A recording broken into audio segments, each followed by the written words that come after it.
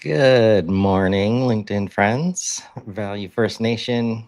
Welcome to a special episode of unboxing something new today, something actually physical. Might be my first time unboxing that. Here with Yeah. Joshua Oakes. Threw a link in the Slack the other day about something new Seth Godin was doing, and pretty much just clicked over to the page, quick skim, and purchased. So anxious to hear about and see what I've gotten myself into, Mr. Oakes. How you doing today? Yes. I am doing all right. How are you? I'm doing well. And just to preface, why would I do something um, so unexpected? I really like Seth Godin. Um, and I really like Joshua Oakes, and I trust them both. Um, and it's been a little bit since I've engaged in any of Seth's content. I often talk about this calendar item that I have on my desk that Yep, I've I've never been seen able to that a get. couple of times. Yeah, I haven't been able to get past April 30th, 2024, which is about publishing. But the last two books I've listened to, um, uh, the last of which, Song of Significance, um, made a real big impact on me in terms of at least giving me a little bit more permission uh, uh, regarding the way I approach, business and trying to help people with by creating value. So that's why I didn't think twice about it. And of course, I did watch the 1 minute video where he's like, uh, "It's supported by Claude." I'm like, "All right, I'm in." Like, Yeah. Yeah. I'll talk a little bit about that too. I'm going to flip over and just show really quickly what we are talking about here while we talk about it. Seth released to a what he called a beta, a physical product beta, the mentor deck, and then subsequently released a couple of other decks, and we'll open that up in a minute, that have a, I don't know exactly what because I haven't opened it yet, but a physical interface that then, around some form of problem solving with a tie into Claude projects or conversations or artifacts, maybe. We'll see. Um, where you start with the card and it takes you into, an AI experience, which, I'm going to assume from the description and the stuff that we've seen from Seth, over what, 40 years or something, 35 years, 30 years, that is about empowering the person using the tool to be creative, fulfilled, finding their unique points of leverage, and so on, which obviously your calendar has helped you do. And, Chris's, Chris, um, Seth's stuff is, your stuff too, but is very, um, if you read it out of context, can seem a little bit like trite or reductive, but things are trite because they are true, right? And his like, "What are you afraid of? Just do it." Common message, is like, "Yeah, what are you afraid of? Just do it." And if you have a tendency to be cynical, like maybe I do, you might be like, "Okay, whatever." Um, but it's true, right? yeah, And I was fascinated when I saw this. I have, um, been a participant, but also a leader of a lot of physical workshops where it's like you get ideas on index cards and you get them on a wall with magnets, and make a crazy wall between things with, um, uh, you know, whiteboard markers or string or color code or sort or whatever. And, those are actually like really, useful ways to collaborate and work together. And, I use tools like Miro, and they are kind of helpful, but they aren't the same thing, right? Right. Um, and so like the tangibility and the working together, I think is a increasingly important aspect of being a human who works with other humans on a team, even if you're enabled, empowered with AI tooling. Um, and um, the something that is a dimension of this that I think is interesting, and I think we need to solve in the AI world is, uh, a chat agent like Claude or ChatGPT is really just a command line interface that's still sitting there blinking, waiting for you to tell you what to do, right? And that's an outstanding question to me. How do we collaborate with each other in a tool like that, right? How do we work together on something besides whatever an artifact that it produces, right? Like people can work together on a code base or collaborate on a document that gets output, but how do we come together and work together with this kind of tooling? And there isn't an answer to that yet. So I'm interested to see how a product like this um, is like well, like Seth says, a beta version of how we try to start thinking about that Yeah. problem, right? Yeah. And span the world between some people like think and act physically and want the serendipity of a deck where you pull out a card and it gives you a new perspective on a problem or a solution. Yeah. Yeah. I'm definitely interested in solving for the collaborative situation with AI amongst a team of people. Um, for sure. And I'm interested in doing that without having to go over to N8N and set up a big, like, you know, Right. agentic flow that gets triggered. Because really, I think without doing that, you're missing the triggers from Claude or from the AI to be always like dynamically observing things that are happening around you or with other people, and then saying, hey, this just happened. Let's talk about Right. it. That can't happen yet. So I'm very interested to solve for that. And I'll go ahead and read the back of this thing while you open it, Yes. because it's got some instructions on here. And so it says, uh, and we've got, just reading around the box. It's an interactive problem solving tool. Mentor prompts inspired by experts. 52 effective AI prompts. A powerful tool that lets you work with AI to create, decide, and strategize. Sign in to Claude.ai first, then follow the simple instructions. Each card launches a personal Claude conversation. The prompts are built on the work of authors, experts, and leaders, and AI has done all the reading. Let's come back to that. Uh, Deal a card, find a topic that resonates, deal another card, play with juxtapositions, and then scan the QR code on the back and lean into a productive conversation. More than a deck of cards, it's a tool. Talk to it. And then in finer print, bring your own Claude account. You'll see an alert when you scan a code. It's okay. Hit the little arrow at the end of the prompt window to continue the conversation. Spend 10 minutes engaging with the prompt and then talk about it with your team. Designed and produced by Seth Godin.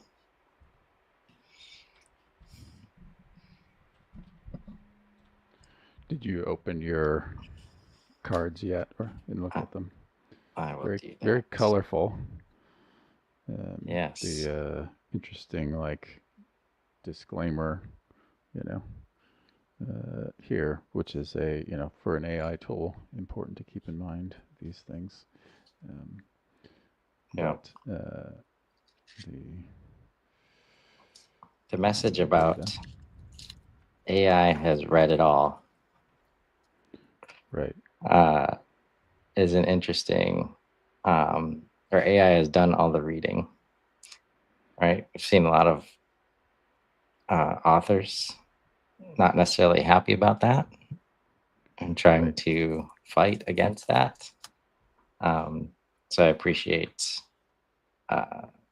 Seth, who is apparently embracing that a little bit and figuring out new innovative ways to take the next step as a creator by offering this deck. Yeah. The a lot of cognitive behavioral therapy, a lot of names in occasional. Oh, Donnell Meadows, one of my favorites. Foundational um, researcher, author in systems thinking. Deming, more than a handful of names I Sunk don't know. costs. Yeah. I'm probably gonna like that card. All right. So the idea being, it also came with this book, which is some printed collection of, seems like some of Seth's posts. I don't know if they're generated from the cards or not, or just a little mini book, but I will put that aside. Do you want to, they say start with one or juxtapose. Do you want to, I can Yeah, shuffle? You want to just do something random, see what we get? yeah. Uh, and I can share my screen uh, Yeah. for Claude. I guess this is the part where we don't. Figure out how to get a QR code from these cards onto your screen. Yeah. Oh Right. man. Do you want to? I can fan, and you tell me when to stop. Maybe to pick a Yep. random one. Sure. I'm gonna start, and you just tell me when to stop. Stop. Marcus Nice. Aurelius, I love it. Stoic rock star. All right. I think I have an idea. I'm gonna find that. Yeah. Okay, we're looking for. Oh, there he is, right on top. Responsibility and acceptance. Okay, well, I'm gonna scan it on my phone, and then I'll be able to pull it up on my desktop app. Um, do that. I'm gonna try to use this to get onto my computer if I can manage. Okay, so it brings us into um, an artifact that is built by built in Claude. We can see here, right? So it's my app, and I just get the prompt, "How are you feeling?" Uh, feeling good.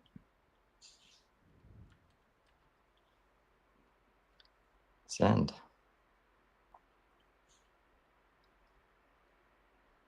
It's thinking about my answer, and also misspelled feeling.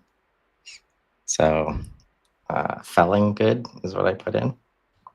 I think Claude might be able to figure that out. Yep. Try again to get this onto my computer. So let me see if it's coming in. Okay, so this is probably not in my Claude. So likely not able to share it. Right, let me.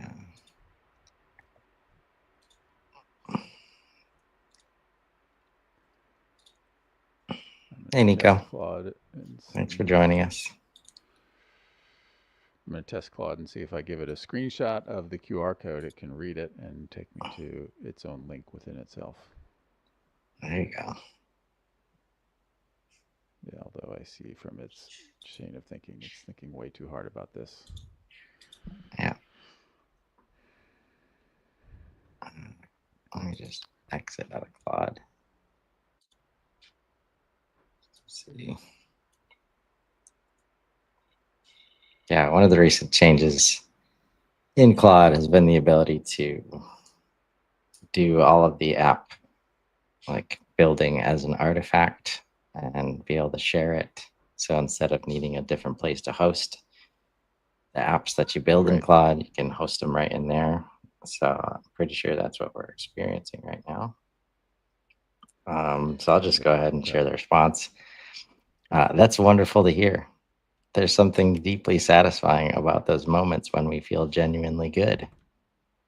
Not just a fleeting pleasure that comes and goes, but that deeper sense of contentment that seems to arise from within. I'm curious about what's contributing to this feeling for you today. Sometimes when we're feeling good, it's worth pausing to notice what factors are at play, both the external circumstances and, more importantly, how we're approaching things internally. I'm given three options or three steps. A, share what's specifically making you feel good today, whether it's something that happened or just a general sense of well being. B, reflect on whether this good feeling comes from more external circumstances or from how you're viewing and responding to things. Or C, mention something challenging you're currently dealing with despite feeling good overall. Um, so right away, I'm getting the sense that this is not meant to be a random choice of cards, uh, and that I would have pulled this one out if I was feeling uh, a little bit of stoicism. I need I need to Right. The understand. stoicism gap. Yeah. Yep. So it looks like you got your screen ready to Yeah, I've share. got. Yeah, so this is Marcus Aurelius. I need to get my keyboard back in front of Yeah. me here. Awesome. So your trick of taking a picture. Yes, well, Yeah. I what I ultimately did was grab another device and QR code to it, and then AirDrop to my There we go. desktop. So should we role play or should we be straightforward? Uh, That's, Overall,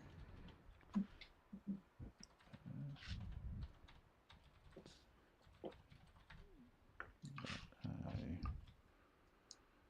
uh, I'm gonna let's find a semi new role one. play, Yeah. but I feel like I have too much on my plate for what for how much time I have. Um, let's see what it thinks Marcus Aurelius is interested in saying about that.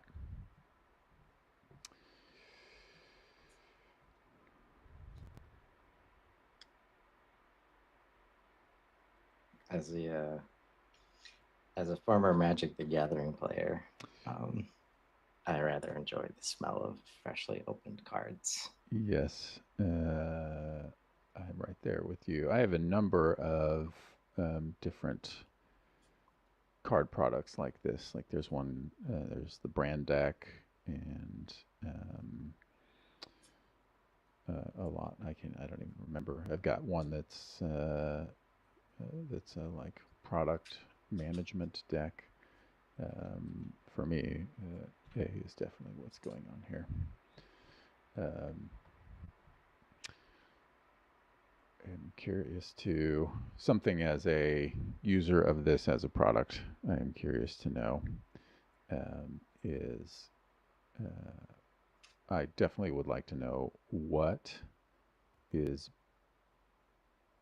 behind this. Let's click on customize and see what we know, because I gather that um, it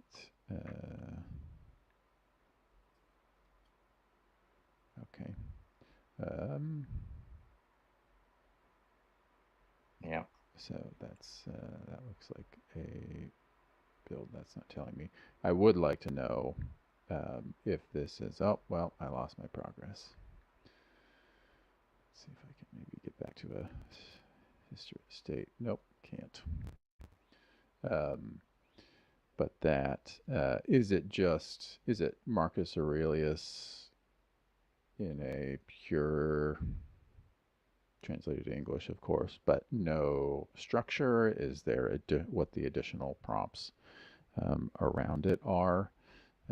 I would, if you have another one up and you want to share it, since I lost my progress and not starting over. Yeah. I was busy Um, grabbing all the non-people mm, cards, yes.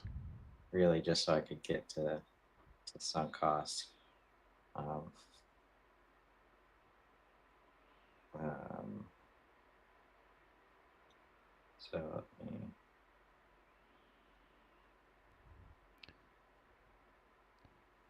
I'm gonna do. I'm gonna get my. I pulled, since Danella Meadows was the card right after Marcus Aurelius. I am gonna get that onto my computer because I'm very interested in seeing what the mentor deck can do with her stuff. Uh,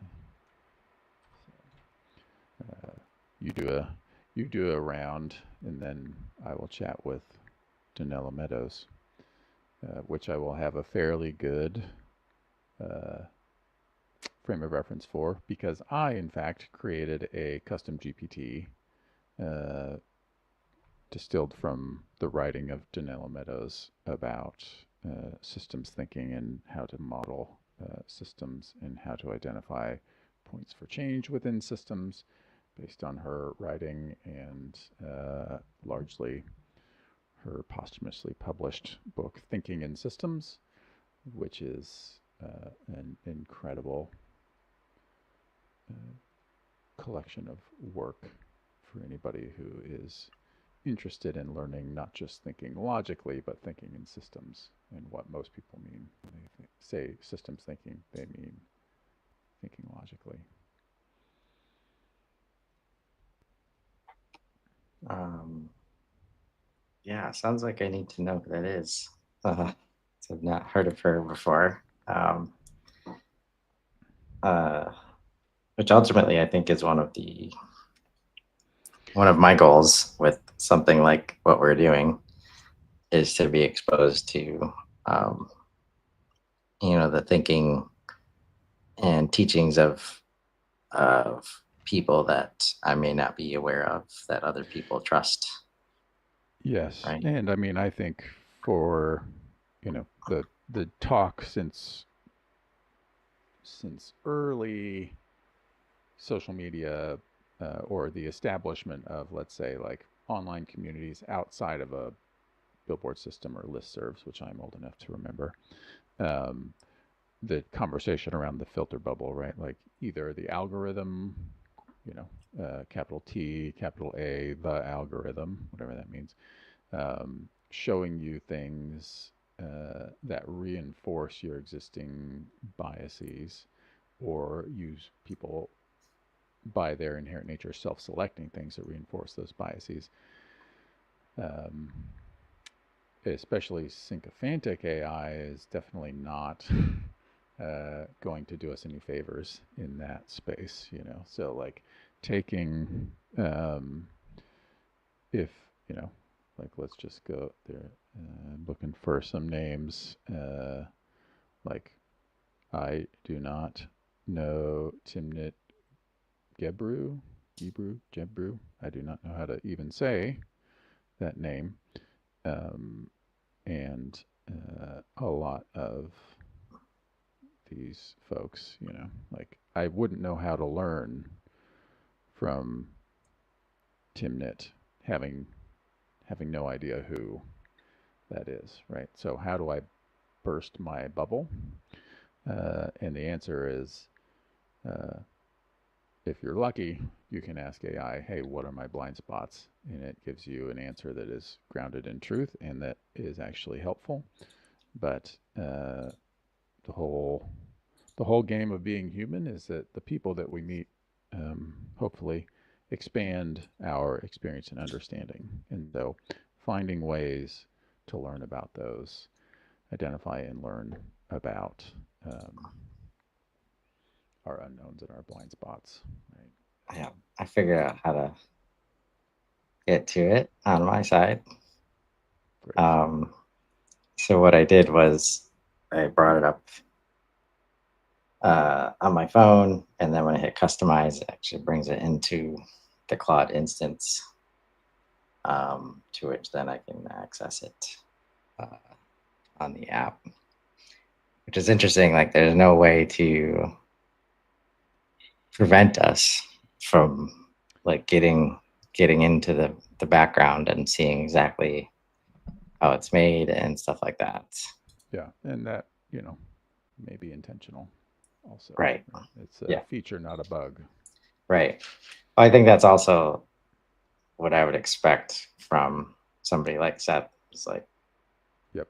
he's not going to stop from delivering this value just because of that, which a lot of people might, if they can't protect the IP, right? So this is the sunk cost mentor. Oof, boy, this is a rough question to start out with. What project or resource feels like a burden? Right. And this is what I put in the first time. And then as soon as I hit customize, just like you, it lost Right. the previous answer. So it's one thing about when you do share these apps with people, like, it's still not Right. it's not, since it's not hosted in a different place, like every instance uh is Right. is unique and separate and will not Yes. persist to the next Right. time you open the app. Uh, I'm gonna look and see if it shows up in my chat history. It does not, at least not in the same way. I'm doing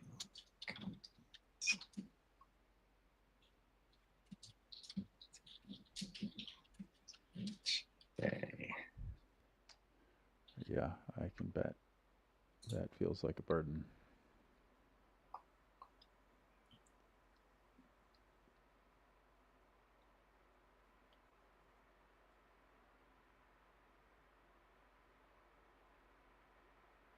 It's an interesting topic shift. Okay. Not sure where we were shifting away from. Does it remember my previous answer? Uh, Content repurposing and live streaming for multiple hours a daily sounds like it could involve some significant sunk cost thinking. Are you currently committed to a demanding content creation schedule that might not be serving you optimally? Curious about what's Oof. driving those multiple hours of daily live content. Sometimes creators get trapped by thinking, I've already built an audience expecting this much content, or I've invested so much time in this format, I can't change now. But Seth Godin's gift framework could be really powerful here. Your past content creation efforts are gifts that build skills and audience, but you're not obligated to keep the same intense schedule forever.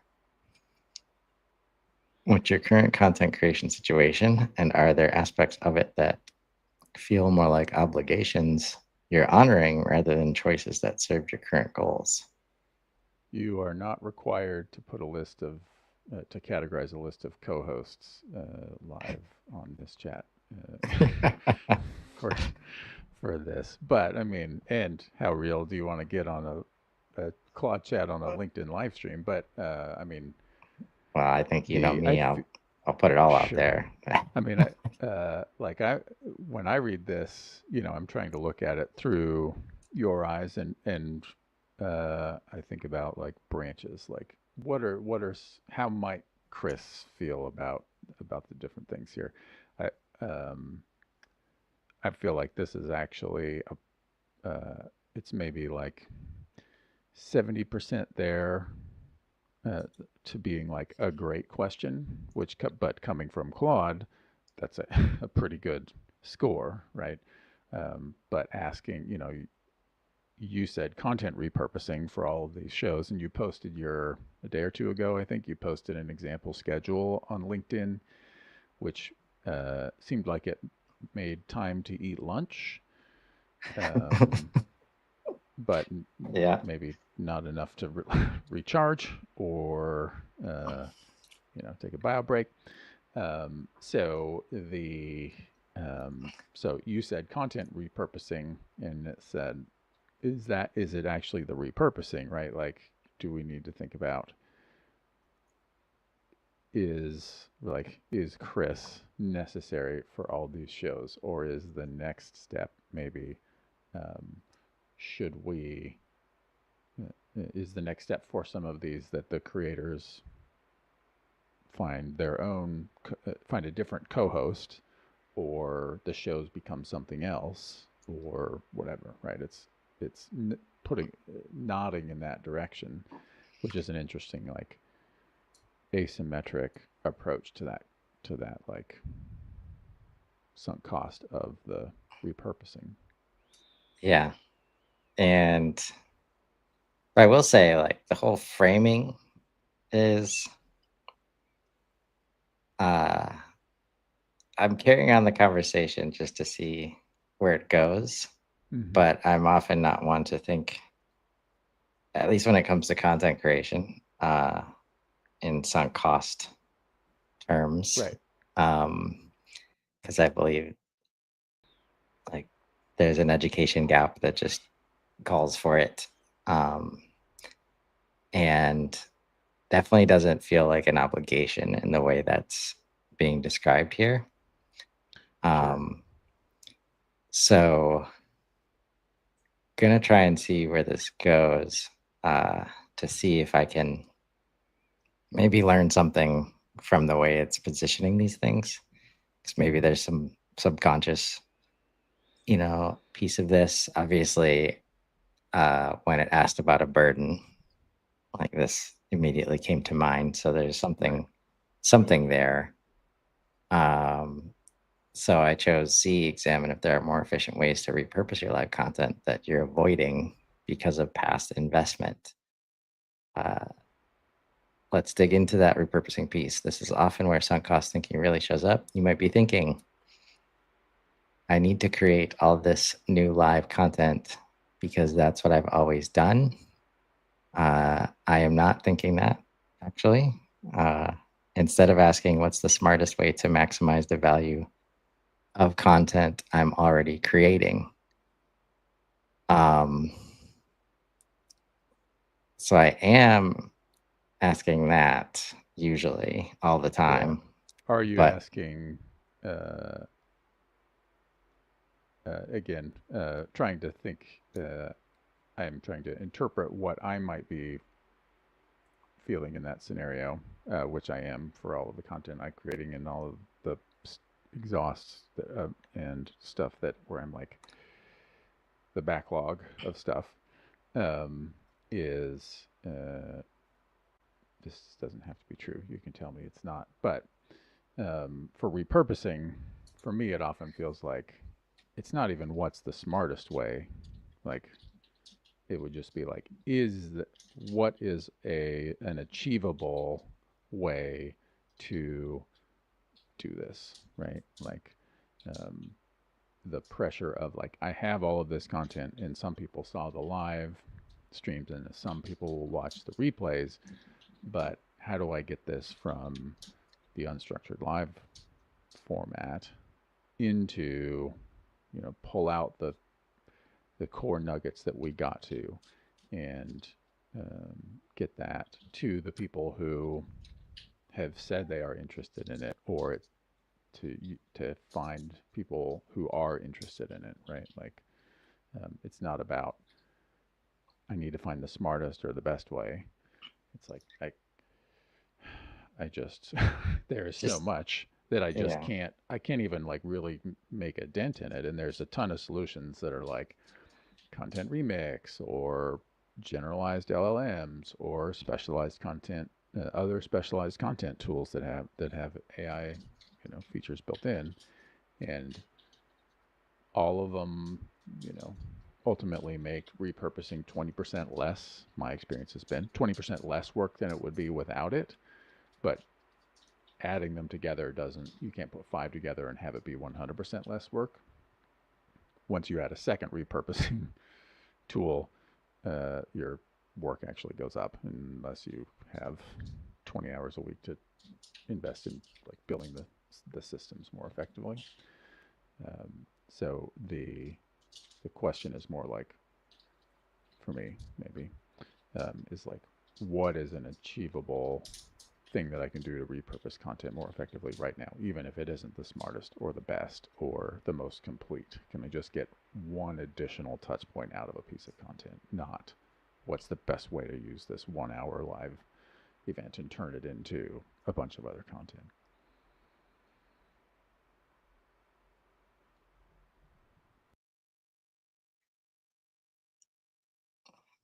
as much as I tried to pay attention to both things that were happening, Nope, totally. hopefully, uh, I believe you're on the right track. For what I was saying to Claude, this is where like so since the framing was just so like counter to my original,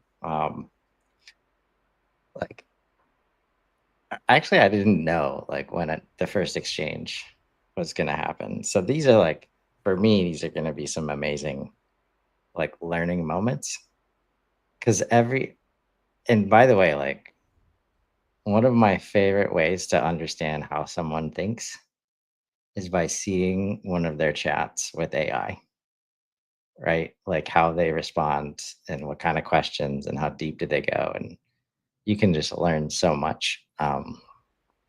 And so I kind of feel like that since I didn't create this and most other all of the other chat situations with Claude, I did something to start the chat and to build the foundation for the chat. Mm-hmm. So the fact that I don't know anything about how this app like was built or how it works, right? I'm definitely just like true testing here, Right, trying to figure out where the edges are. right? Um, And now it's what and that's happens if I try to reframe it into not being right, sunk cost? Uh, right. and then I give it the reason why, um, and then it suggests, oh, there actually is a real sunk cost trap here. Now I'm excited that I'm about to learn something. Um, and but there's part of me that's like, is it just trying to stick within the boundaries Sure. of this chat, or like basically Or did it forcing? actually identify something, Right? right? Like, Yeah. is it trying to follow instructions that say if they change the subject, don't let them? Or is there some is Right. there actually a sunk cost here that's Or hidden? even in between, like trying to pull pieces out and like Right. force the sunk cost thing uh, in the way that we sometimes see AI do with the Sure. how it can I mean, in every context, sycophancy. Yes, Right. Yeah. yeah, Yeah. yeah, for sure. Yeah. You said something really interesting there, and that's, when I think it is explains something that I said at the top when we started getting these out, which is, I wonder what went into creating these artifacts, right? Like, is it just you know, a fully vectorized Marcus Aurelius text, or is it like, is there also scholarly worker analysis or application or whatever around it?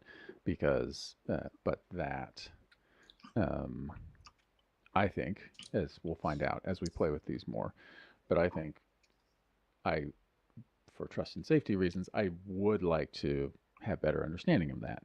But if I knew all of these in and out, would they be as useful tools to me, right? Like, I think I'm right now, my answer would be probably not, right? Like, I don't need something to give me back my understanding of a topic. I need something to bring that perspective that I don't have, right? And that's I have been thinking about how to do something like this with the Who First work, right? Which is not we won't get into here, but like the the cards and the ability to have like a semi-random, either you can shuffle and pick one out, or you can fan through a deck and see like, oh, Danella Meadows, I want to try that one, right? Um, is a really useful path into a new concept or like problem exploration or solution discovery. And um, the kind of like there's a product like this from the 60s called Oblique Strategies, that is a similar idea, right? Like pull something out and it's so out of left field that like what will you find if you chase it? That's a creative tool rather than a strictly problem solving tool, right? But um, if I know where the boundaries are and I fully understand this, then it's not as useful.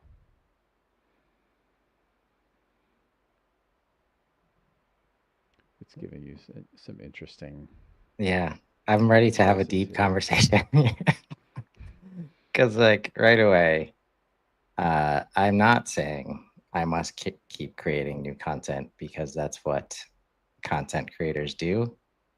Um, That I was kind of a question I was going to ask you earlier, not phrased that way, but like there's interesting discussion to be had there, I right, think.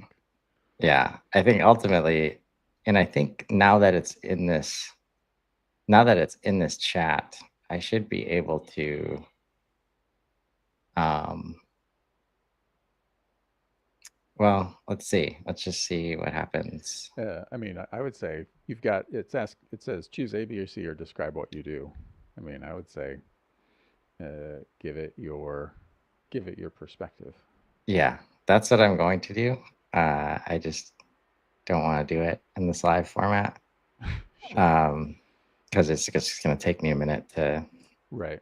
like, this is where it's like, I would, I want, like, if this is going to be, whether it would be a mentor conversation with Claude or with a human being, this is where I just want to dump like all the context of who I am, like on the table. And I've got some documents that can do that. So Yeah. I'm going to The bring those the in yeah because the ultimately the answer to what would serve my goals better right now, another hour of new content or turning my existing content into 5 different valuable pieces. I believe the system and most of the people around me want the second thing, like, to be my choice. I don't necessarily want to, but where I'm going when I say AI collaboration is starting to help is I don't want to have to make that choice, like, at all. Because if I choose the repurposing, then HubSpot speeds ahead and now we're behind again because nobody's made content about the thing that happened today and tomorrow and the next week. So that's a part of where I'm going to go. But I'm interested to see, like, let me just copy this, if you download. want to, I mean, I can switch and do Danella while you provide context if you want to do that. I'd like to try some other cards out, honestly. Okay. So I'm going to see if this chat holds up if I leave Are you in and come back.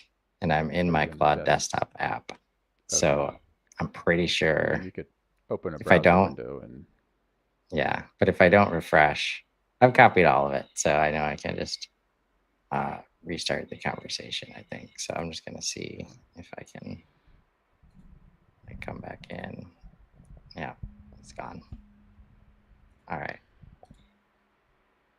So yeah, I know how to get that back going, but I'll put you up now. Yeah. So I Donella Meadows was the card that I went. As I said, big fan of her writings. It says Donella Meadows helps us understand how systems work. And so, So now how I'm do just gonna systems like work? start one of these and just copy paste what just happened into this one. Yeah. Uh, I understand why, particularly Donella Meadows is deceased, so this can't be like you're chatting with Donella Meadows. We don't have enough data given the time that she lived. Um, That's kind of the intent here. Yeah.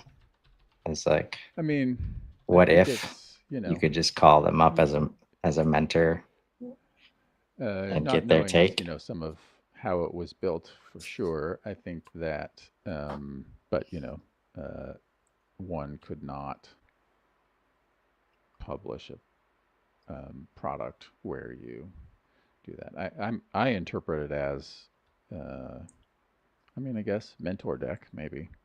Um, uh, so maybe that is, but so I can't say. Mostly, I can't say I'm a huge fan of yours, Dunella.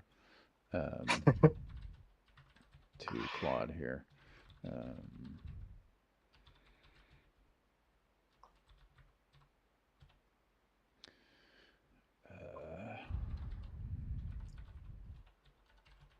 I probably over systematize and and emphasize what would we say the logical aspects of systems and change management and underemphasize what Donella calls.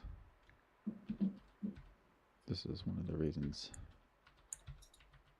I distinguish logical thinking from systems thinking. She talks a lot about understanding existing systems by observing their behavior and kind of passes through a this is my language, not hers, that you can think logically about how an 8N or HubSpot or Zapier workflow operates, or anything that is like can be represented as a flow chart. But all but the most reductive kind of interpretations of a system have a lot of externalities. And she talks about you can model a system all day long, but ultimately, like, you have to dance with it in order to understand it, in order to change it. This is too sycophantic for my taste here. Yeah. Tension you're noticing in the logical frameworks and the dancing. What's the tension? These are fair questions, but I think the responses would really have to be too verbose, for certainly for our time, but also for I would just voice dictate them for one thing. Where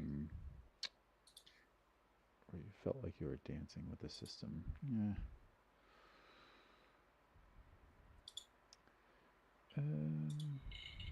These aren't definitely these questions that it's giving me are in response to what I entered, right? So they are not poor questions in that respect. I didn't really give it a example of a problem that I'm trying to solve, so I think they probably are not contextual enough to help me describe. We're over optimizing a situation. That's not what I mean.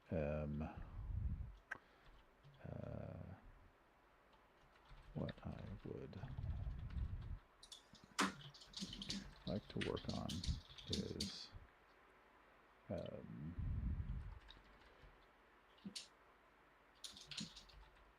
recognizing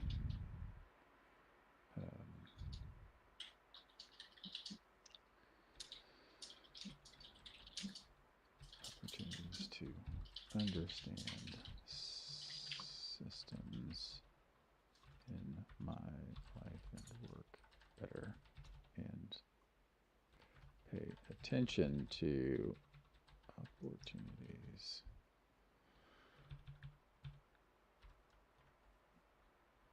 to produce better outcomes through a balanced application of logic and dance.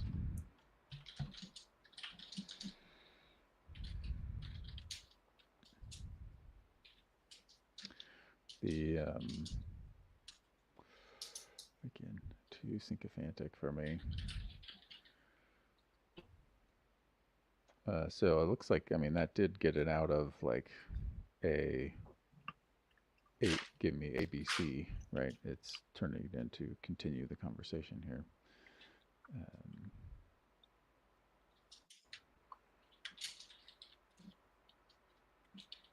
I'm just about ready with mine. All right. What systems are you working with most regularly right now? Are there recurring moments where you find yourself thinking, I should probably approach this differently? That is a fair question.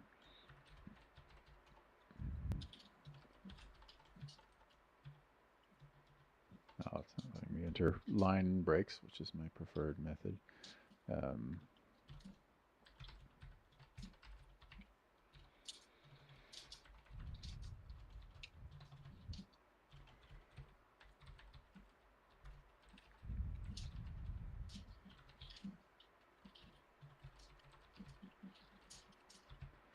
Approach is ineffective in the past, but usually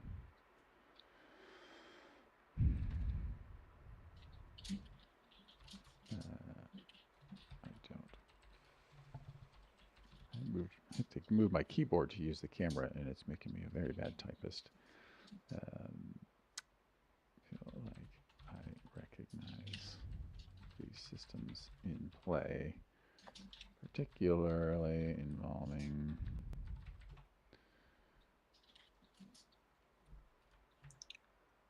people with conflicts or differing user priorities ahead of time.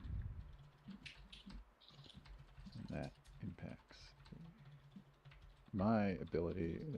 This live stream of watching us both type is great viewing. My ability True to live streaming here. perform. It's not as exciting as watching somebody stream an FPS. Yeah. To deliver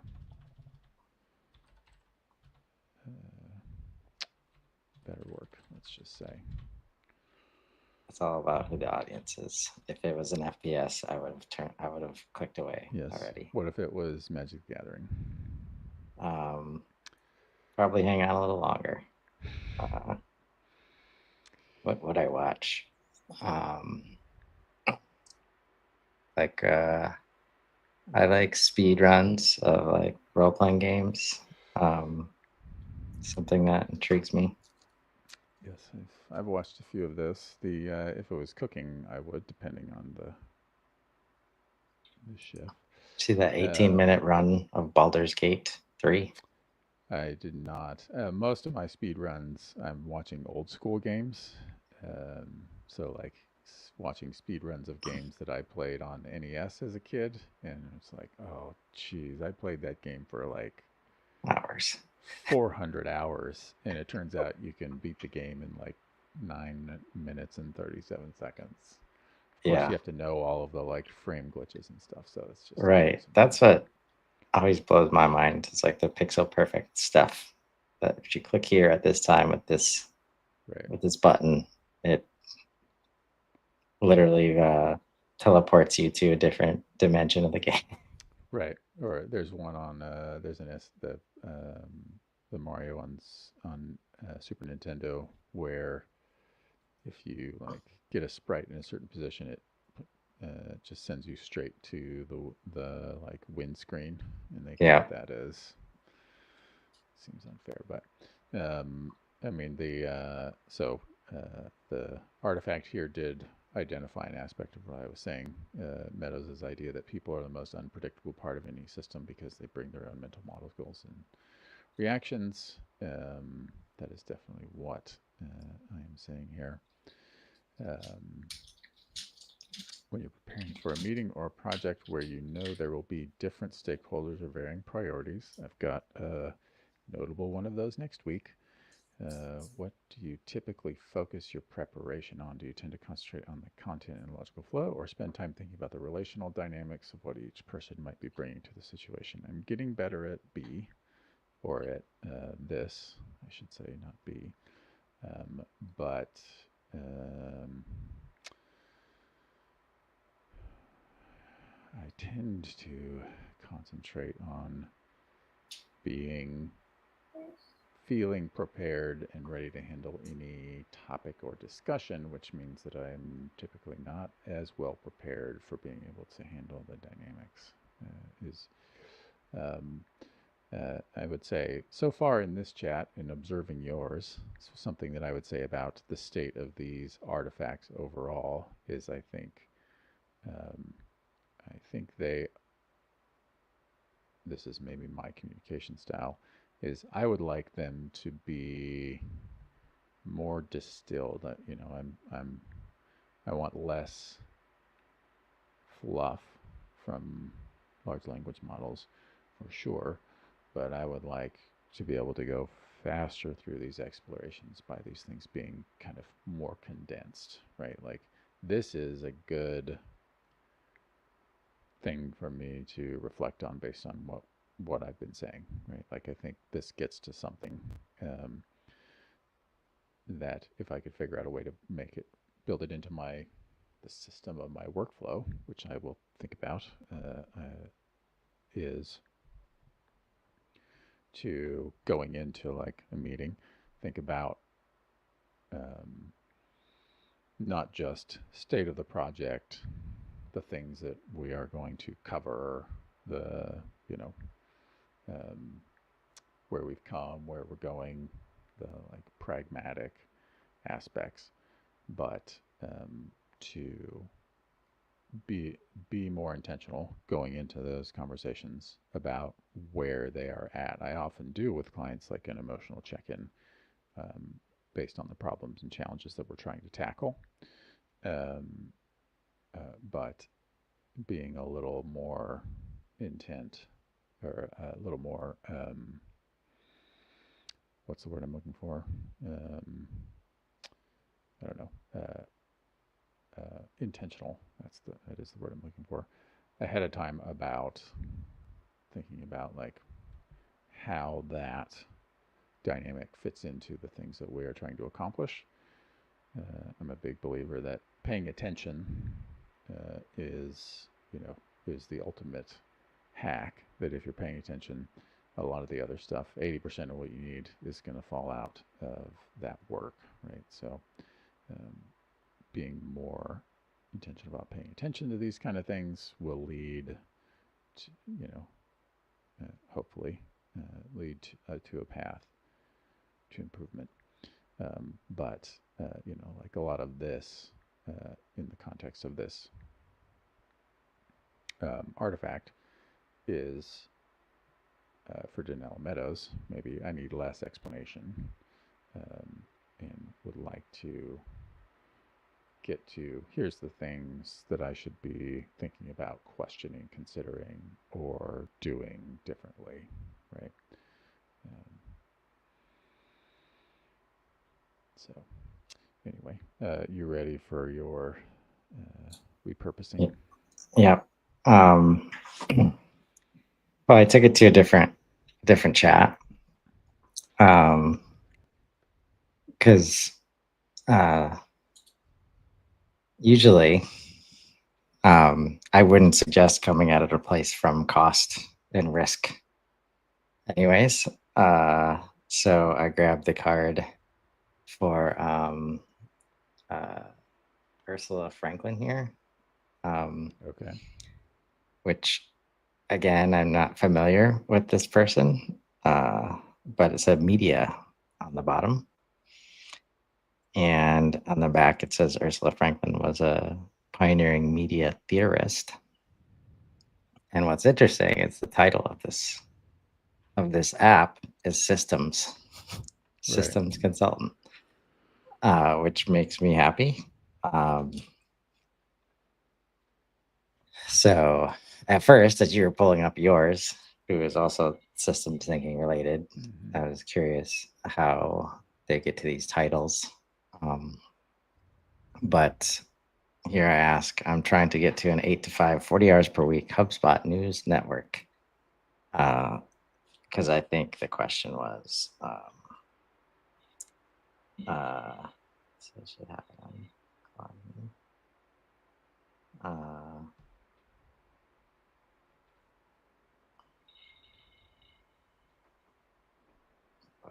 What are you working on? Yeah, Was the that is. question. I pulled it up, and it's what are you working on? So that's an intriguing goal. Building a HubSpot news network with those specific structural parameters. I'm curious what's driving that particular vision. Thinking about this as a way to create more sustainable work rhythms, or is there something about the current media production systems you're working on with that feels unsustainable or insufficient? So this nails it. Um, the systems, including the people around me, have a very specific understanding of how content in B2B or for business purposes needs to be like managed and scheduled and planned and targeted and all this stuff. Right. So that's my first green flag that I need to understand that like I'm comfortable with the framing of this conversation. What's your current experience with news or content production? Are you coming at this from a background in media, or is this more about leveraging HubSpot's platform capabilities in a new way? Now, this is a red flag of not necessarily understanding the context of HubSpot as I'm describing it in this conversation. Like it's thinking of HubSpot as a tool Right. to help me do this, um, which obviously it is, but that's a little bit of shift in the context that now I'm thinking, okay, I'm going to have to teach this chat how I think about HubSpot in this context. Uh, so I answer the first question, um, which is interesting. Like all of the examples prior to now had A, B, C, separated things Right. out. This one is not, um, which can lead to more challenging, like which question am I answering? Like, Right. do I need to highlight which question I'm answering in order to have a successful exchange so it doesn't get confused? Um, uh, so I'm just choosing to continue the conversation without necessarily um, targeting a question. So this is Right. about trying to transform B2B media creation away from traditional B2B content strategy and content calendaring and into the current reality that is news and product updates that happen every day with HubSpot and AI. So as I reread this, um, it could easily be, I could understand the misunderstanding that there is a comma, imagine a comma after every day, and that I'm trying to transform it with the help of HubSpot and AI as tools to help me do that instead of uh, like having the phrase news and product updates like Right. related to HubSpot and AI. Because I suffer the consequences of that language Yeah. misunderstanding down here. The concept of weekly, monthly webinars focused on lead gen and or video shorts, focused on impressions instead of consumption of relevant educational content is not going to be enough anymore. That's a fascinating shift you're describing, moving from the traditional campaign-driven content calendar model to something more responsive and news-oriented, which is where, like, if I'm asking for advice and on this, like, this is where this is the frame of the conversation. This is the goal of Right. any content system that I'm trying to create. Sounds like you're recognizing that B2B audiences are craving the kind of immediacy and relevance they get from news consumption rather than the scheduled lead gen focused content that's been the standard.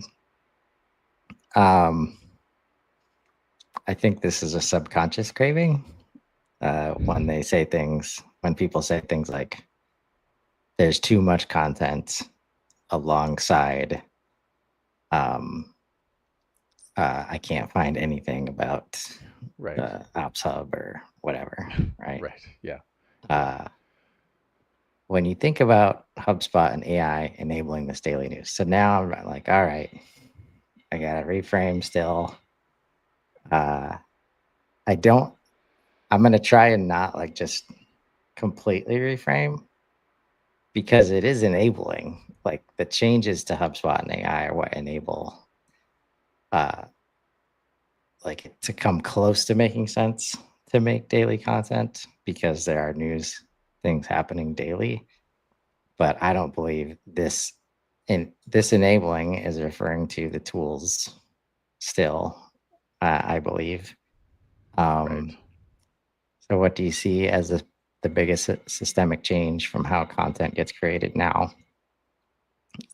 Is it more about the speed of response to what's happening? Yes.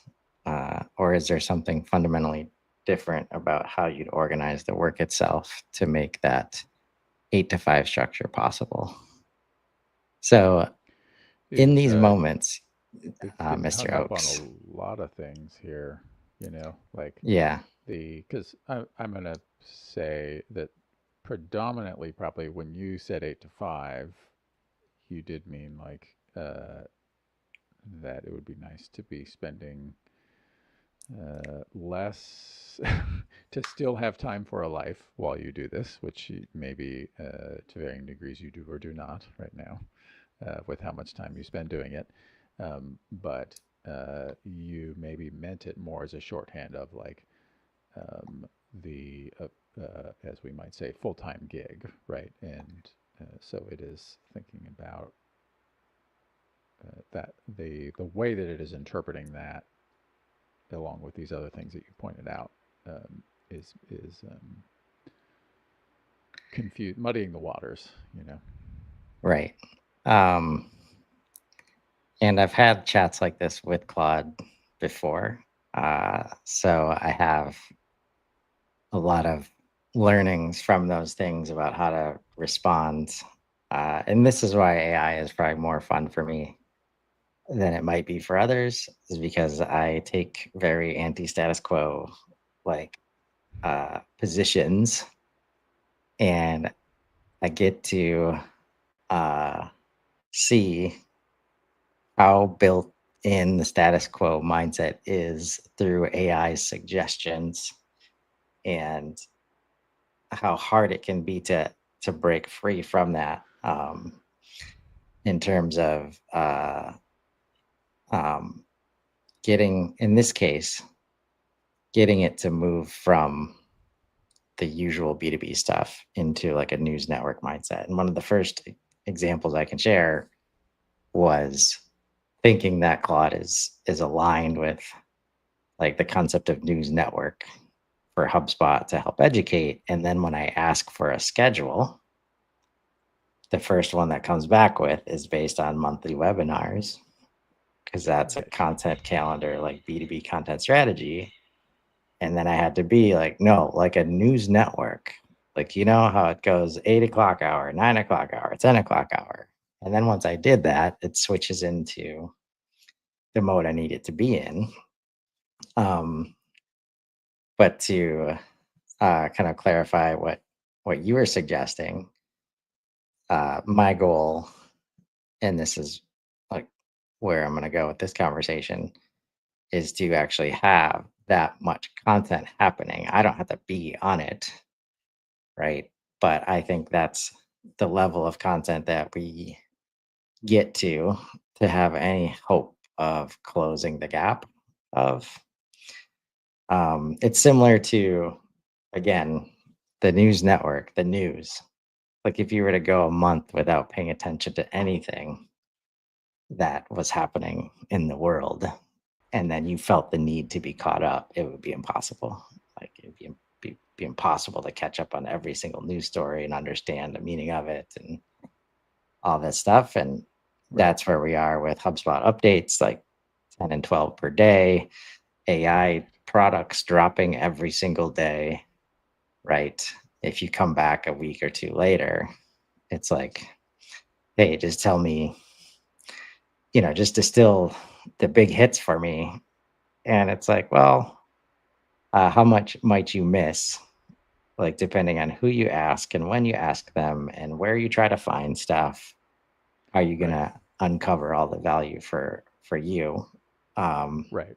And I mean, this is like um, tying in that into some of the other conversations that you and I have had for, whatever, a year and a half now, um, is HubSpot is such a big tent that getting caught up is, yes, impossible. If it was like, oh, what's changed since I talked to somebody last week, I think, who was like, oh yeah, I used HubSpot in 2014 and we have been on other platforms, and so I'm just trying to get back up to speed, And I just think like, oh, to borrow a southern phrase, bless your heart. Um, on that one. That's going to be a lot. You're learning a new system really if you haven't learned all the way, which is fine. But the the like big tent of like all of the hubs, all of the features, all of the contexts, business models, industries where HubSpot is being applied. Like somebody saying like, oh, whatever. I'm trying to get back up to speed, and they are using HubSpot in a nonprofit context. Like they have a very different get back up to speed than somebody using HubSpot in a B2C sales context. That's like marketing led customer acquisition versus B2C product led customer acquisition versus B2B predominantly outbound versus like a B2B product led, which, you know, exists. The even the speed of those updates these days, the feature development, both HubSpot at the core, but also in the ecosystem, um, are like where if somebody were to ask you or Casey or me, like what uh, what's happened in the last 6 months that we should pay attention to, like I always would start a conversation like that with like, okay, well, tell me your industry, tell me your role, and tell me how you are using HubSpot. Like, oh, we only use it for email marketing or whatever. Um, that context is so important, and that is what makes, I think that's part of the like wedge where people say like, there's so much content and there isn't any good content, which usually means parens for me, right? Like somebody using an admin using HubSpot in a nonprofit context would be probably excited that the ability to rename standard objects in HubSpot is now at general availability as of this week, right? So they can rename some of those things. But somebody who is using HubSpot in a B2C customer acquisition in a product led go to market, that's not as important to them, right? Like they Yeah. probably don't even care that much about the object, company object. So, like, who cares if you rename it or not? They think that maybe they want to change context to people, but it's not, it's like splitting hairs, right? Yeah. But somebody who uses it in the education space, they probably would want to rename some objects. There's tons of roles and spaces where that's relevant, right? And so that's pretty nuanced, but that's that's Well, that's a why networks, the old model of networks that need to fill airtime, come up with things for all of their different audiences and try to figure out how do we, to your point here, like um, get a framework so that we can get past like, oh, here's a feature. It's like, okay, great. Is it relevant to me? right. If it is, should I do it now? Should I drop everything else and implement it? Yeah. And so on. And you might have to hear it like 10 times until you can even be in a state of mind to understand that is the question you need to Right. be asking. And some, like, one super compelling feedback data point that for me just confirmed like the situation, but it helps some others like think about it too. Uh, when we switched to Wake Up Customer Platform over to the Profoundly page, as I was doing that, didn't switch it over on to the Profoundly YouTube right away because I didn't want to like confuse people as the transition was focusing on like LinkedIn. Is this going to work? And, questions like that. But about 3 weeks in, uh, some this some leader of an SMB that was in like kind of manufacturing IT, right? Like, so picture perfect ICP that it would have been very, in my opinion, very challenging to target Yeah. that person, uh, makes a comment like, I've been trying to, like, I'm glad I found you again because I was watching on YouTube and I thought you weren't doing it anymore. Um, and I engaged that either he said it unsolicitedly or when I responded, what he mentioned was, and this is on LinkedIn, uh, he appreciated our update show, which is really just reading the updates like verbatim from the cards with a little bit of commentary, right? Commentary relating to use cases and how we think about it and how we experience it Right. with clients. And what he said was he appreciated because 99% of the content about HubSpot he felt to be very basic and focused on like free users, and that he appreciated the more advanced content. And two things to note, and even now as I'm thinking about this out loud, it makes more sense. I hadn't thought about this part, but since he was watching on YouTube, right? If you look at HubSpot's YouTube channel, and it's still like most of HubSpot's content is still focused on marketing, right? And Right. not the rest of the platform. And is like very basic and not advanced, because like that's not, B2C content can't really go deep. And it's not webinars, right? We're used to have webinar, like going to webinars or courses to get to Right. the goods. But when I first saw it, it's like, man, we think like inside of the HubSpot bubble in LinkedIn, it's like nothing but advanced content. Right. Right. So I was Yeah. like, this is this person who's engaging on LinkedIn, but still completely missing this whole domain of content coming from experts and consultants. Yeah, that's fascinating. I mean, it makes me think, um, because periodically when when I'm at the weird corner cases in HubSpot, where I'm trying to do, I don't know, I can't remember the last example but some crazy thing, or periodically something that I just haven't dealt with before that is fairly simple. Um, the kinds of things, I've said this many times. Now we're just going off on into the HubSpot ecosystem and not these cards, but the HubSpot's knowledge base is like, with the exception of a couple of areas, is like very robust, but the content is all organized around explaining a feature or a checkbox. There isn't a lot, and this is, I'd argue both like maybe the responsibility, but also an opportunity for us as people who help businesses with HubSpot.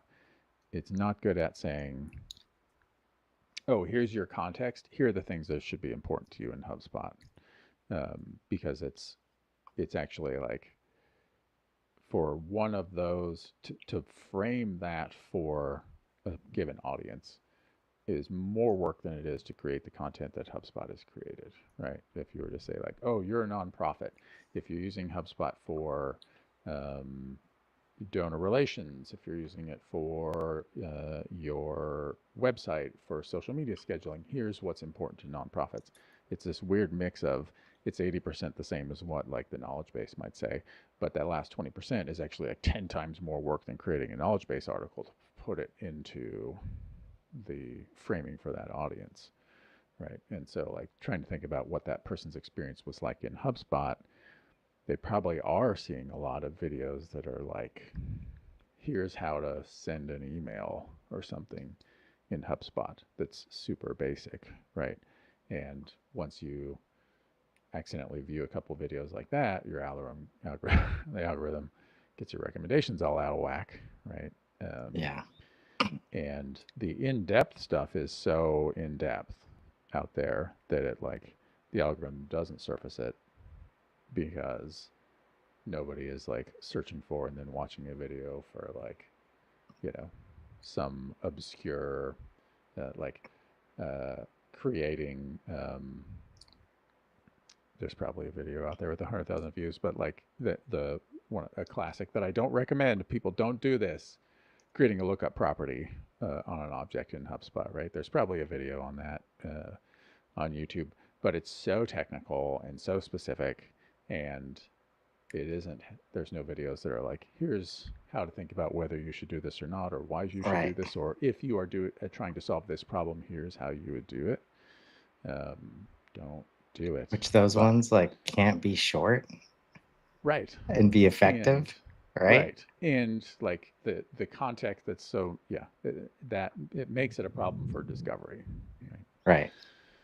Right. Um, and but then when we see like when I went to Reddit for the first time, and there are still people asking questions like how to send an email effectively. And Right. so I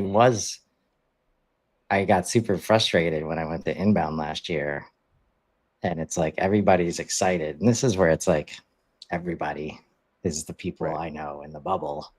Right. We're excited about customer platform. Meanwhile, continuing to remind myself that 80% of the customer base of HubSpot is Marketing Hub only.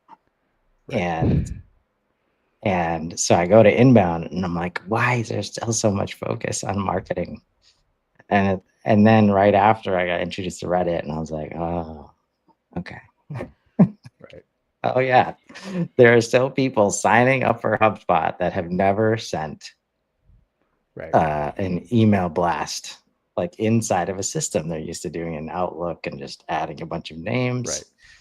and it's Or like, Emma or a platform like that where or Mailchimp where it's like, oh, you don't have a list of customers, you have a mailing list and people sign up for that mailing list. And if you have then another different kind of mailing, tough. People need to sign up for that one too, or that's how it used to be. Who knows? Hopefully they've brought that system into the future, but um, people, yeah. coming from these just like drastically different contexts, like, um, So let me ask back you to, about this. Yeah, about yeah, on this. Do I you have, think sorry. you've had these conversations with Claude? So have I, similar ones.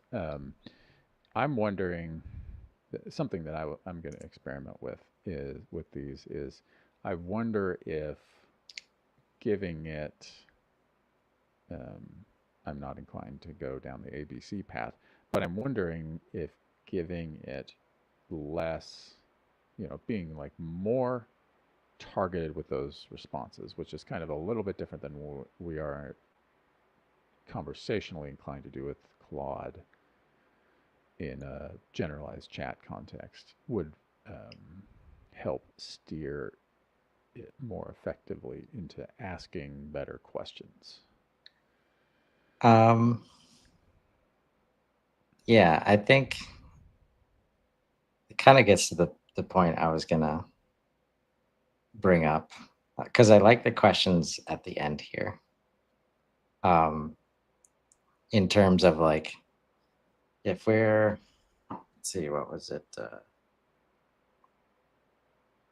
Um,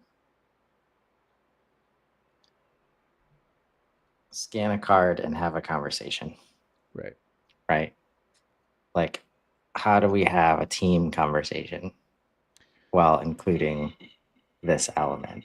And Right. something that comes to mind is copying this app, this interactive artifact, and putting it over inside of one of the projects, like the value first project Mm-hmm. that I already have, because I can't give it, like, we can only type in answers here. I can't add files and add Right. context and things like that. Um, but also, my question was going to be, how do we use this as a facilitator of sorts? Because I was Right. going to ask you, like, in response to this, what feels most broken or inadequate about those existing approaches? Is it the speed, the depth of analysis, or something else about how the information flows to the people who need it? I would want to know your answer, and then I would want to give my answer. And Right. then, like, can I say at this point, um, like, you're facilitating conversation and it's multiple people, and Oak says this, and I say this, and then it's, if we can use it for that, that gets me really excited. But Yeah, for sure. Like if we're yeah, thinking about it as I mean, you use the phrase right there, a facilitated conversation, right? Like if, which I, uh, I don't know if it would be surprising to you that I've done a lot of facilitation like that, given how much I talk in our shows. But that is the magic, right, of working on together as a team with people, even if you have having somebody who is a participant that isn't necessarily an expert, but familiar enough, but outside of the context, so they're a little more objective, right? And maybe bringing a system or a specific perspective. That's how there's so many times where me as a participant or as a um, the facilitator working with clients, um, that's where you get those breakthroughs, right? And sometimes those breakthroughs are seem brilliant in the moment, and then the next day you're like, "What were you thinking?" But sometimes they are actually breakthroughs, right? yeah, And that the I guess having a tool like this is better than trying to do that yourself with no additional context. But yeah, trying to pull trying to do this in a collaborative fashion with more than one person, um, I would really, I understand. I can just think of all the problems with implementing something like that, but that's Um, where it would start to be magic, you know?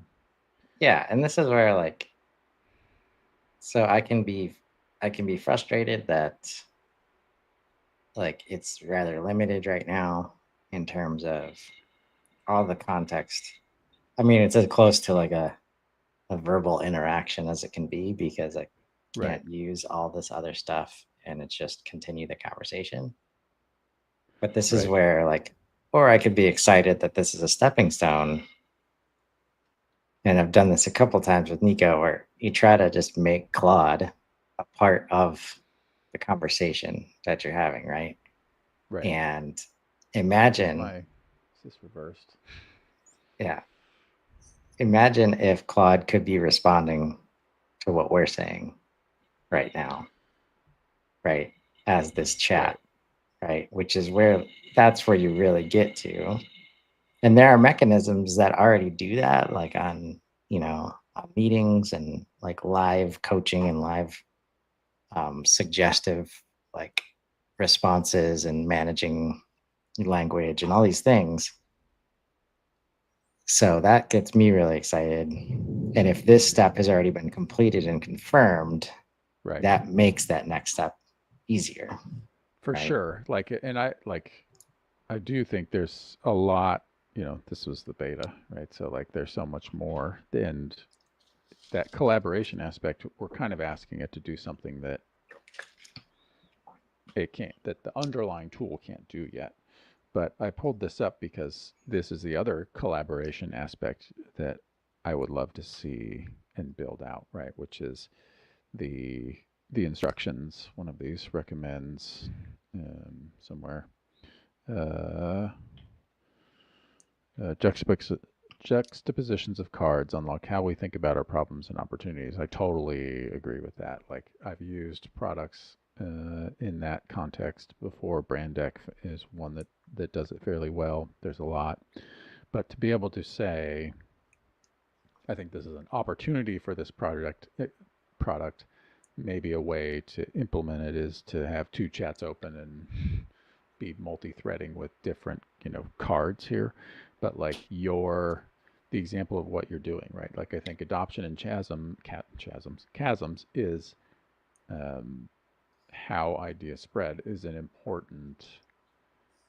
is potentially an important like influence on how to get somebody thinking about what does a full day of programming every day, helping people in the HubSpot ecosystem across all hubs, industries, etc., and then take like, or how do we pair that with Ursula Franklin or bootstrapping, which is what you've been doing with that content for so long, or any other, um, you know, whatever, Thelonious Monk, creative genius. Um, how could we put those together, you know, and bring them as, I mean, this is a fantasy, right? But you know, could I have a Claude chat where I invite a Adoption and Chasms and Thelonious Monk into a conversation with me and you and somebody else about um, we are trying to um, think about creative ways to convince stakeholders that this 8 to 5 content idea for HubSpot is a good idea. Now let's have a new facet of that conversation, creative approaches to those shows. So it's not just what we're producing right now and we have produced, which is like people talking and then maybe sharing their screen a little bit. But how do we make a HubSpot admin game show every week? How do we make uh, how do we do this with comedy? How do we do this with whatever, some form of creativity instead of it just being uh, a live stream version of a YouTube video of how to configure a feature, which is then out of date in 6 months, right? Um, I'm I would be very interested in a scenario like that that would allow us to combine the experts or the perspectives, Yeah. right, and bring them both to bear on Diversity a of thought. challenge. Yes. Man, that is So very I'm going exciting. to keep playing with these, Yeah. try tweaking. I might do a side by side of my. I checked the it links out to a book list and it says thinking in systems is what seems like what was used for Janella Meadows, which is not surprising. It's her. Where let me find it. The I'm going to show you just because uh, um, the I said uh, that it was an incredible book. It's a compilation of her work published posthumously, but its description of it is just the extraordinary classic, and I would agree with that. I encourage everybody to buy this book and read it. I read it a couple of times a year, even though I am super familiar with it. It is.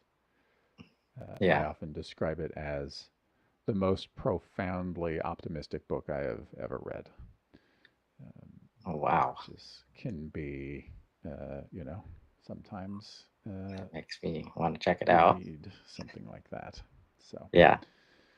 And just like the meta strategy here, like since we often talk about building audiences and go to market and serving customers, and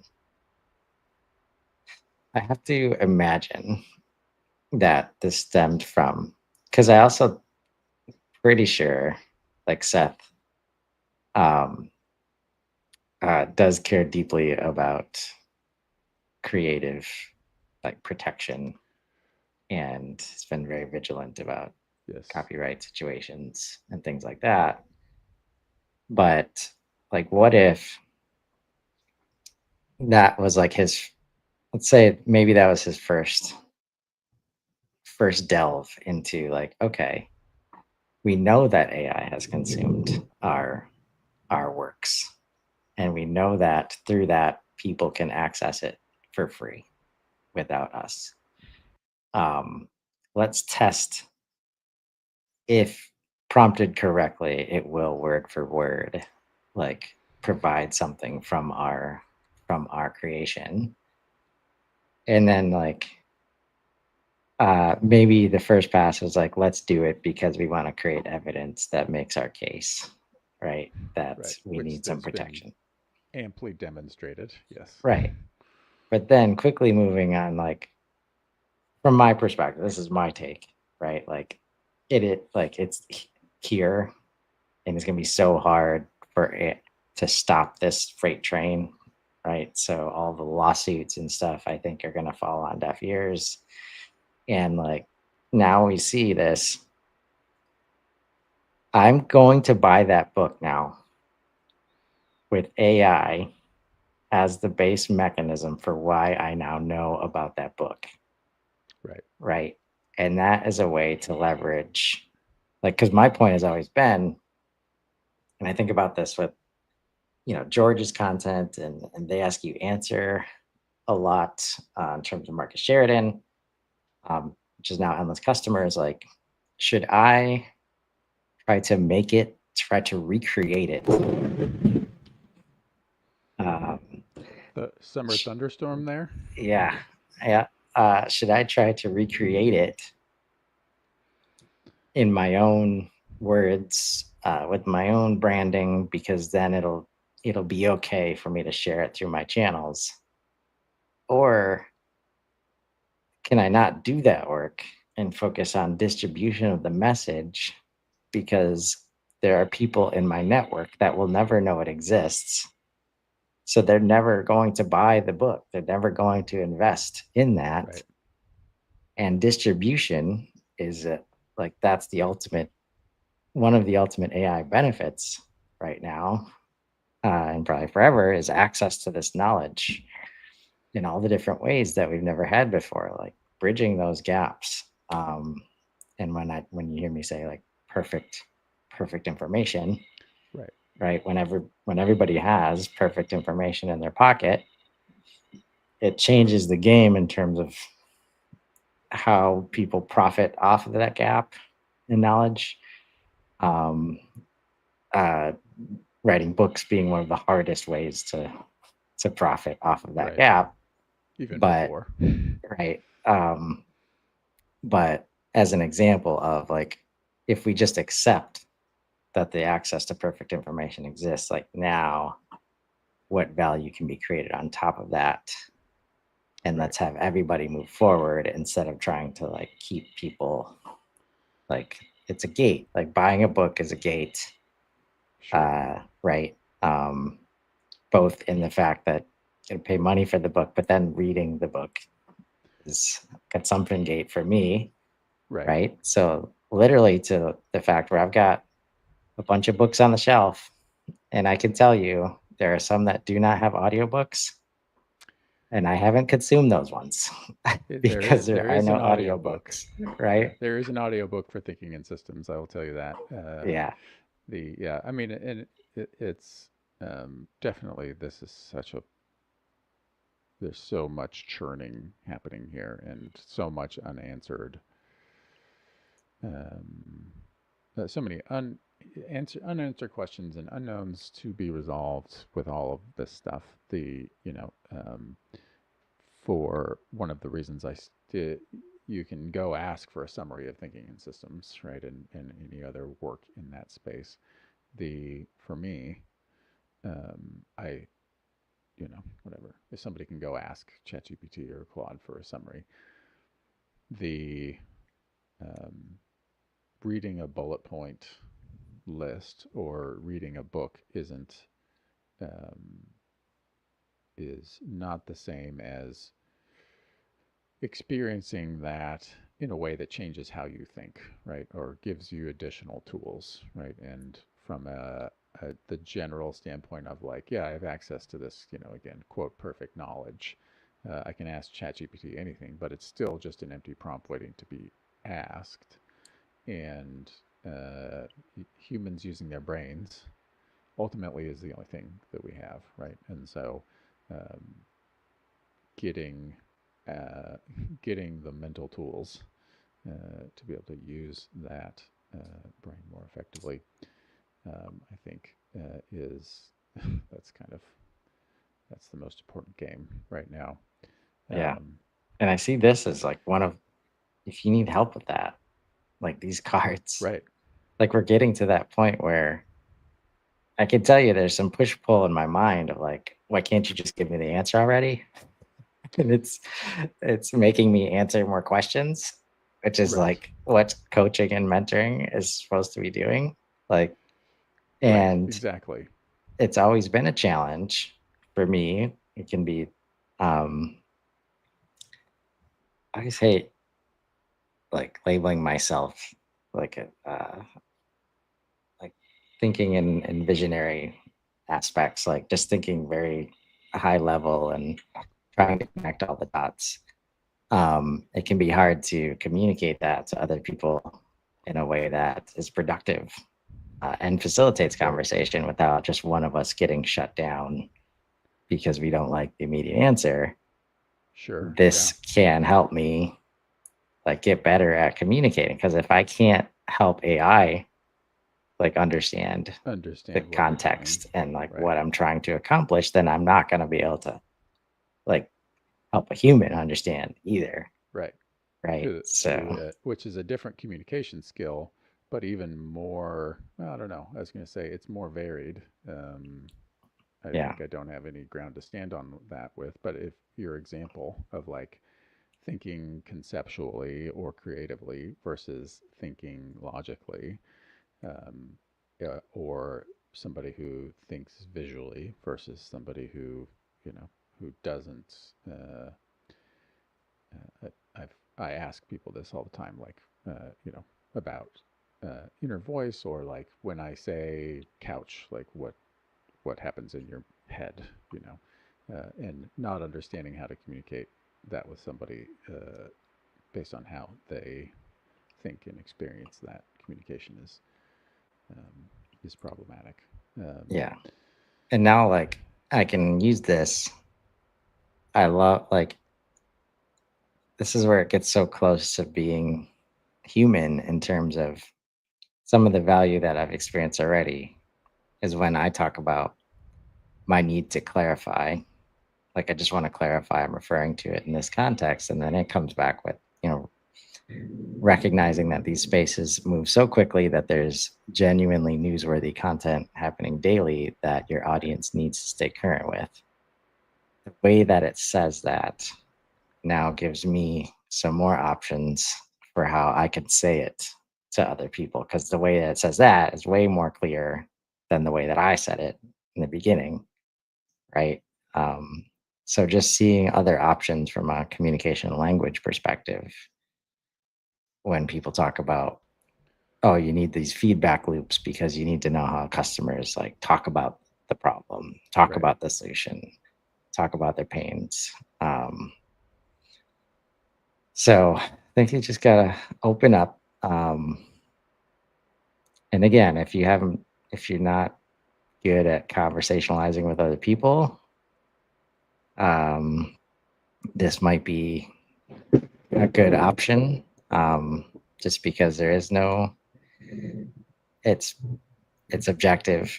It's not going to judge you. Uh, all the reasons you might not want to open up to another human being. Right. So lots of reasons that I would recommend, checking this out. Yeah. And I mean, I would say, oh man, I lost my window for where you are. Hold on, I got to find you again. I mean, one of the aspects, you described, if I can't explain it to AI, am I going to be able to explain it to a person? One of the advantages of doing this with a tool like the mentor deck is, or something maybe I'll just say in passing too, is, among other things, I bake. Um, and you can't, when you are using AI as a tool, just be like, hey, help me understand this, whatever, drop a long form article or something in and say like, hey, give me the high level on this so that I can get a map and then I'll go look for the information I need. Or, hey, summarize this or help me expand on this idea or whatever. When you're just trying to do a transformation, that's one kind of tool. But in baking, if you are trying to make a cake or anything, you can't go faster. You can't double the temperature and half the baking time, right? You just get a charred mess if you do that. And uh, we need to recognize this is a systems thinking component. We need to recognize when we are using AI as a tool, which kind of tool we are using it for. Is it a tool where we can double the throughput and still get the same output? Or is it something where we can't do that? The point is to think, not to get a summary, right? And that is more like mentorship, more like coaching, more like thinking about these questions and asking, is this framing even relevant? Or can I reframe it and have it ask me better questions that I haven't really confronted? Um, the and I don't remember what my other point was, so maybe that's all. Well, this has been fun, Oh, man. I do remember. It's that you can then say, like, okay, we have gotten to the point now.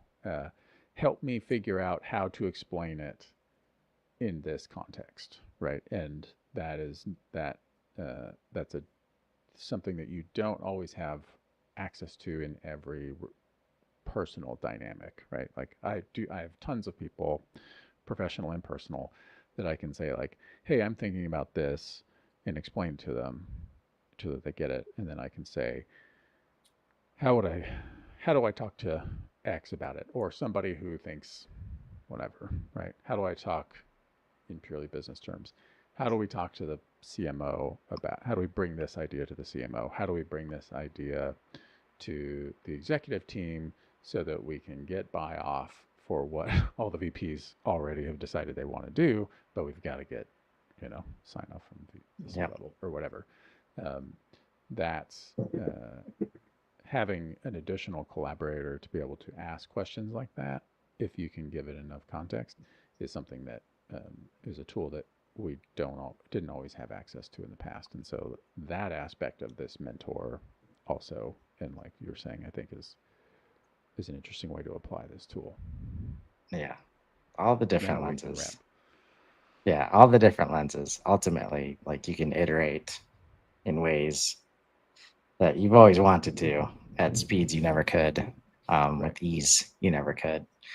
Um, and if you just give it a little bit more context about who and what and why, it can do some amazing things. So yeah, this was fun, man. Super excited to be able to do this Yeah. with you. And maybe I'll come up with something with the help of this Ursula Franklin um, mentor chat. Yeah. I Uh, skimmed her Wikipedia. You should, it's interesting. You should skim it at least, yeah, or maybe ask it, see if it knows how much it knows about her. that's like maybe I should ask it. Like, am I speaking with Ursula Franklin right now? Um, but yeah, so much potential here, and Yeah. appreciate this new tool from Seth. Yeah. Um, and Thank you to for Seth for making them, not for, we didn't, no sponsorship or whatever. I don't know. What do the kids say uh, when they're disavowing sponsorship? close enough. uh, Hashtag not a sponsor. Is that what they say? yeah, something like that. Yeah, no, we appreciate being able to do this with this fairly innovative tool, Yeah. in my opinion. And thank you for bringing it up in the Slack. Yeah. Um, and until next week, when you see us again, building, helping you build your audience. Have a great weekend, everybody. Bye bye.